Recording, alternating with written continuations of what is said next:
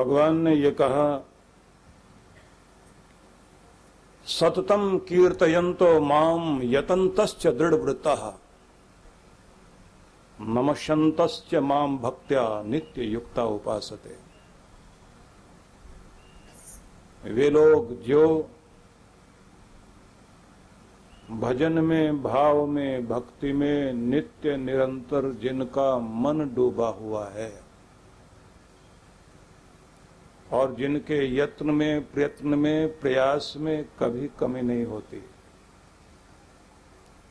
दृढ़व्रतः जो संकल्प के धनी है, आंधी हो, तूफान हो, गर्मी हो, सर्दी हो, अमीरी हो, गरीबी हो, जिनका संकल्प हमेशा मजबूत है, भगवान के चरणों में जरूर हाजिरी लगाते हैं। नमस्यन्तश्च माम भक्त्या, और भक्ति से जो प्रणाम करने के लिए सदैव सिर झुकाते हैं, नित्य युक्ता उपासते। मेरी नित्य भक्ति करने वाले भक्तों की पहचान बस यही है, ऐसे लोग हैं जो मेरे अपने हैं। तो सोचकर देखिए कि क्या हमारी भक्ति में निरंतरता है, या हम थोड़े थोड़े समय के बाद हमारा मन हिलता डुलता रहता है, श्रद्धा हिलती डुलती रहती है। अपने विश्वास को कभी कमजोर मत करना, ना खुद पर विश्वास कम करना, ना अपने मालिक पर, अपने भगवान पर विश्वास कम करना।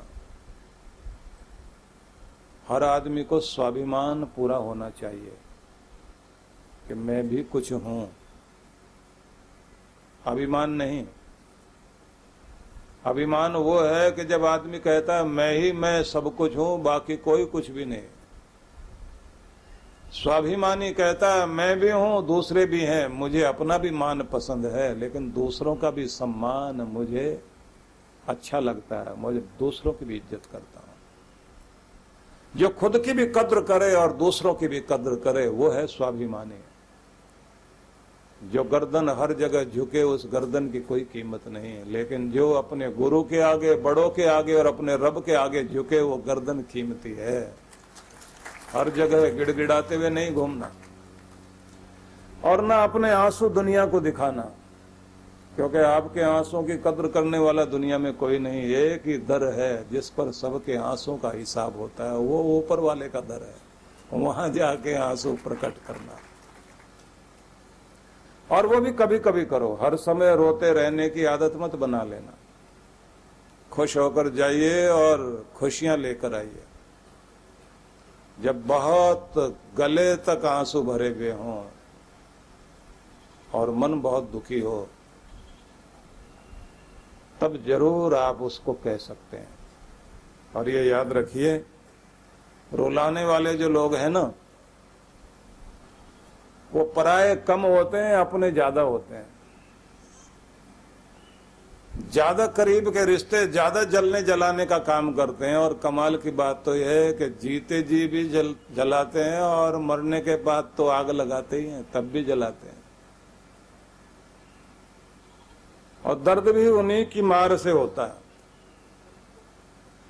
मंसूर बहुत प्यारे सूफी संत हुए, तो उनको कुछ कट्टर लोगों ने उनकी शिकायत बादशाह से की, और बादशाह ने कहा कि इसको पत्थर मार कर मरने की सजा दो, और मारने वाले इसके गांव के ही लोग होने चाहिए।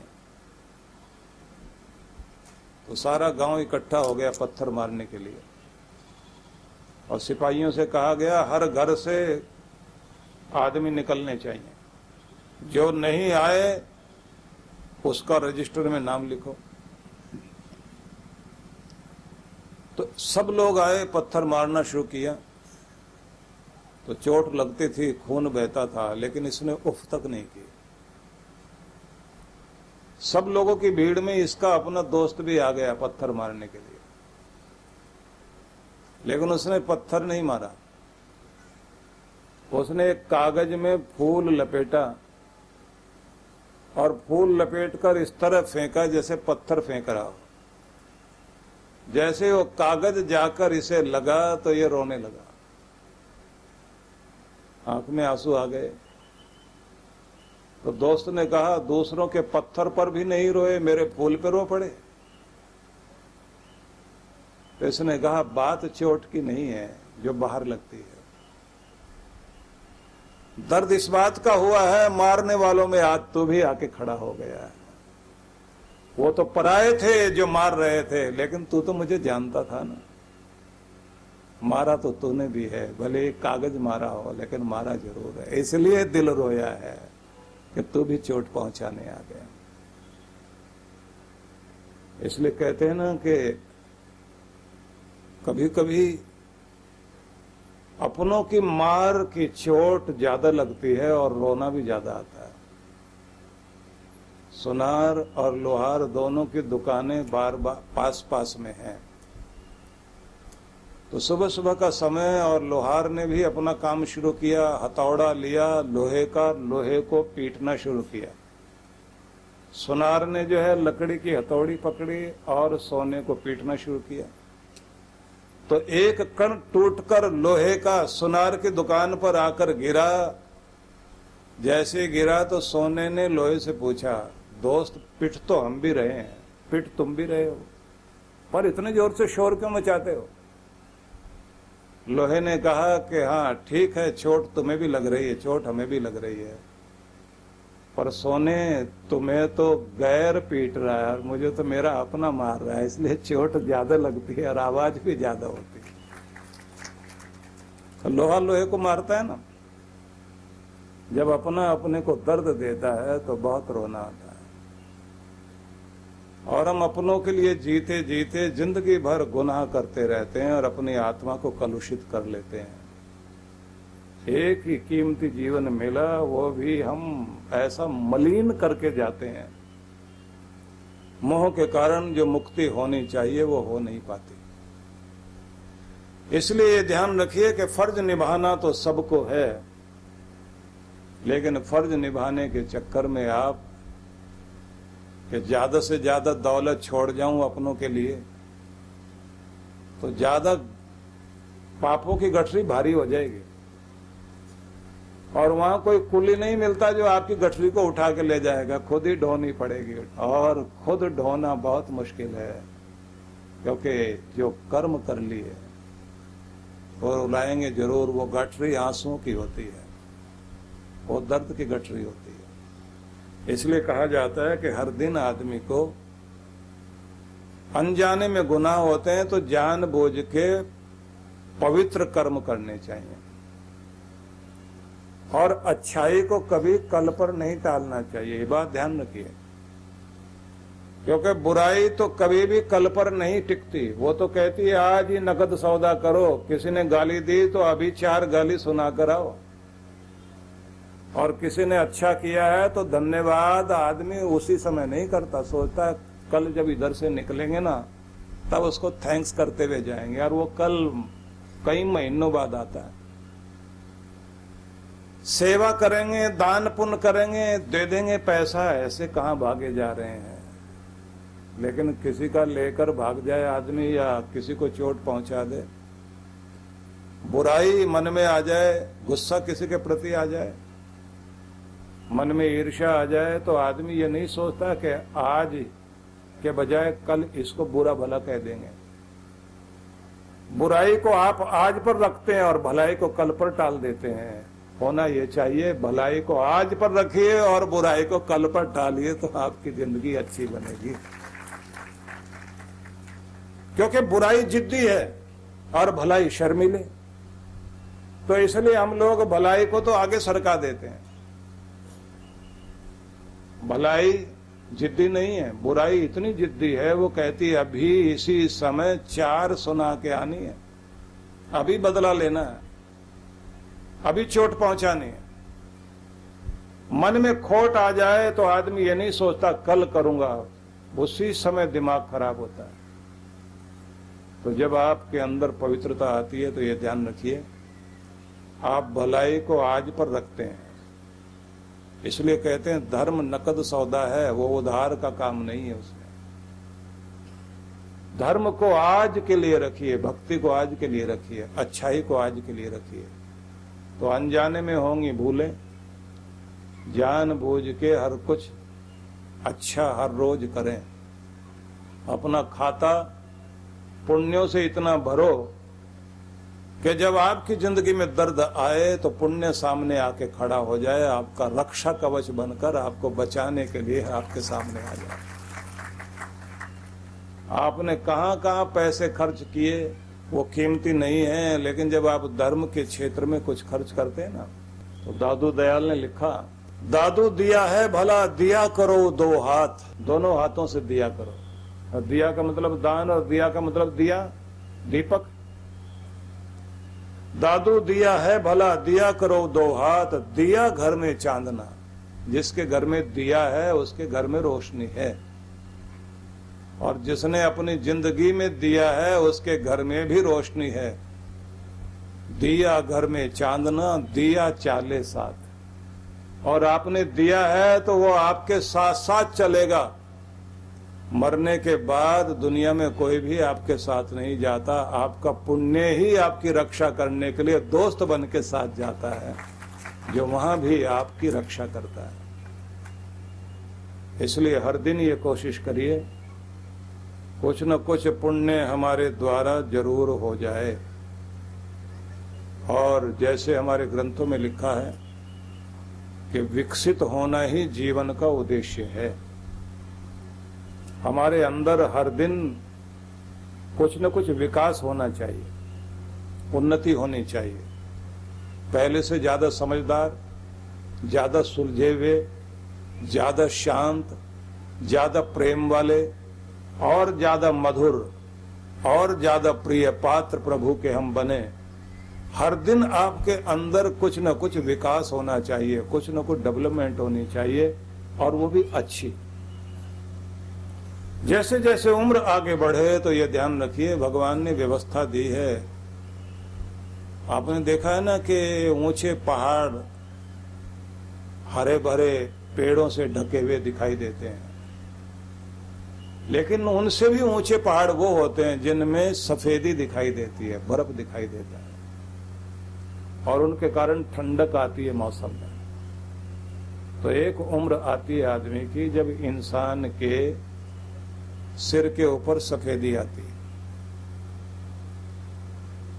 जब तक कालापन है समझ लेना पहाड़ छोटा है, ज्यादा ऊंचा नहीं। जैसे सफेदी आ जाए तो समझ लेना चाहिए ऊंचाई और बढ़ गई, हमारी समझदारी और बढ़ गई, शांति और बढ़ जानी चाहिए, क्योंकि सफेदी आई है दर्शाने के लिए कि शांति जिंदगी की संपत्ति बन जाए, सुलझने वाली स्थिति आ जाए। अब ज्यादा दुनिया में मत उलझो, लेकिन होता ये हम और ज्यादा उलझने की स्थिति में आ रहे होते हैं। जैसे जैसे उम्र बढ़ती जाती है, ज्यादा निराशा, ज्यादा अशांति, ज्यादा दुखी, नींद कम हो जाएगी, प्रसन्नता चली जाएगी, हंसना भूल जाएंगे, और हमारे अंदर जैसी खुशी चाहिए वो बुझ जाती है। इसलिए ज्यादातर लोगों को देखा है कि उम्र के इस पड़ाव पर पहुंचने के बाद ज्यादा परेशान नजर आते हैं, क्योंकि वो उलझ के जी रहे हैं। जिंदगी को उलझाइए नहीं, सुलझाने की कोशिश कीजिए। 20-25 साल पहले हरियाणा में ही एक धर्म सम्मेलन हुआ, तो उस समय मैं कार्यक्रम में आया, तो उम्र थोड़ी कम थी, तो मुझे कहा गया कि उद्घाटन भाषण आप दीजिए। मैं खड़ा होने लगा तो एक बाबा जी पहले खड़े हो गए, बोले भैया तुम बैठो मैं कुछ कहूंगा। तो फक्कड़ बाबा थे, हरियाणा की लैंग्वेज बोलते थे, और बात बड़ी गहरी थी उनकी, मोटी भाषा। और बोला क्या, खाओ पियो छको मत, बोलो चालो बको मत, और देखो भालो तको मत। और बात तो बड़ी गहरी है। देखना भालना ठीक है, तकना ठीक नहीं है, खाना पीना ठीक है, छकना ठीक नहीं है, और बोलना चालना ठीक है, बकना ठीक नहीं है। और आगे जाके उन्होंने कहा, बच्चे के पांव चंचल, जवान का रोम रोम चंचल, और बूढ़े की जबान चंचल। कि अगर बच्चे के चंचल पांव को दिशा दे दो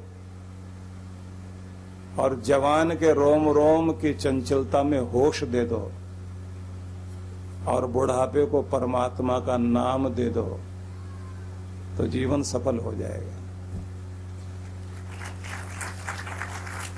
इतना ही कहा और वो बैठ गए। मेरे पास आके बोले, भैया मैंने ठीक कहा ना? मैंने कहा, जो आपने कहा वो कोई नहीं कह सकता, क्योंकि आपकी बात मोटी भाषा थी लेकिन दिल को छूने वाली थी। ये जो पुराने लोग हैं ना, इनका अनुभव बड़ा अद्भुत होता है। हमारी आयु जैसे जैसे आगे बढ़े, हमें सुलझने की कोशिश करनी चाहिए। वेदों में एक शब्द है जिसमें कहा गया है कि जब तुम्हारे कान भौरे की आवाज न सुन पाए, मतलब ऊंचा सुनना शुरू कर दो, जब तुम्हारे कान भौरे की आवाज न सुन पाए और तुम्हारी आंख मच्छर न देख पाए, तब अपने कान दुनिया की तरफ मत लगाना, दुनिया की बातें सुनने के लिए। और तब अपनी आंखें जो है दुनिया की तरफ देखने में मत लगाना। अगर देखना है तो मंदिर का दरवाजा देखना, और सुनना है तो परमात्मा की आवाज सुनना। बाकी दुनिया की तरफ से ध्यान हटाओ, क्योंकि ये समय है आपको अपने आप को धन्य करने का, अपने आप को परमात्मा से जोड़ने का। लेकिन देखने में आया, सुनना कम हो गया, तो भी मशीन लगाकर बहू बेटे क्या बात कर रहे हैं कान लगाए बैठे हैं। दूसरे क्या क्या कर रहे हैं, चश्मा क्या दूरबीन लगा लगा के देख रहे हैं। अब दुनिया से ध्यान हटाओ, दुनिया के मालिक के साथ अपना संबंध जोड़ो, क्योंकि और किसी को याद करने से हमारा भला नहीं होगा, केवल परमात्मा को याद करने से ही कल्याण होने वाला है। इसलिए जीभ पर उसका नाम बसाओ।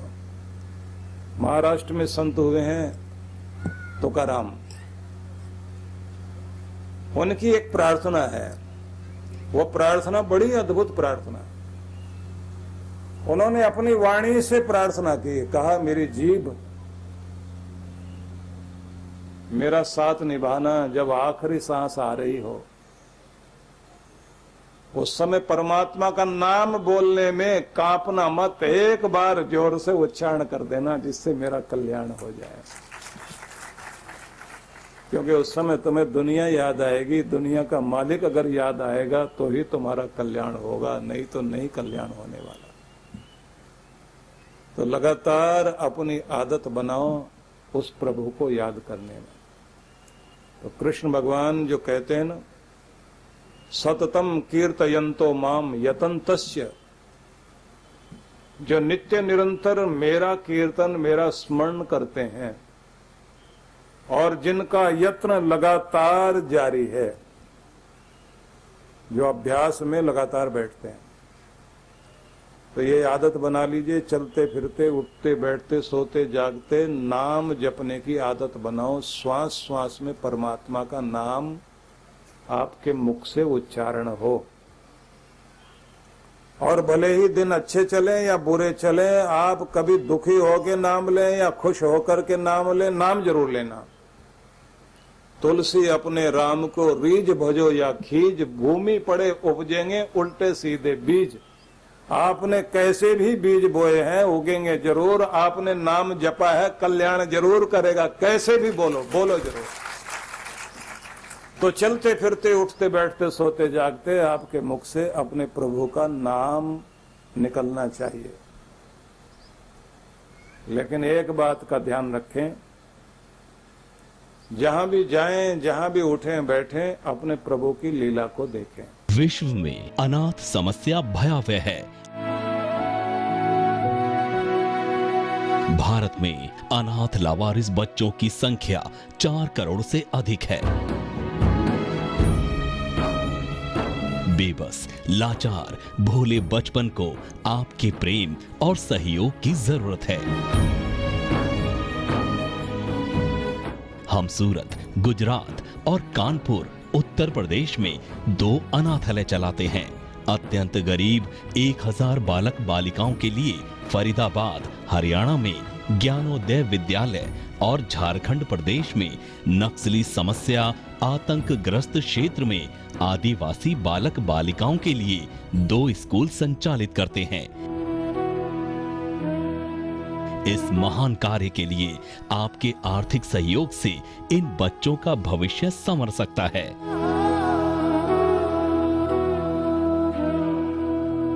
यदि आप विश्व जागृति मिशन की इन बाल विकास योजनाओं से जुड़ना चाहते हैं तो संपर्क करें। विश्व जागृति मिशन, आनंद धाम आश्रम, नांगलोई, नजफगढ़ रोड, बक्करवाला मार्ग, नई दिल्ली 110041। दूरभाष 0114710283456 और 28344767। Toll free number 1800 118188।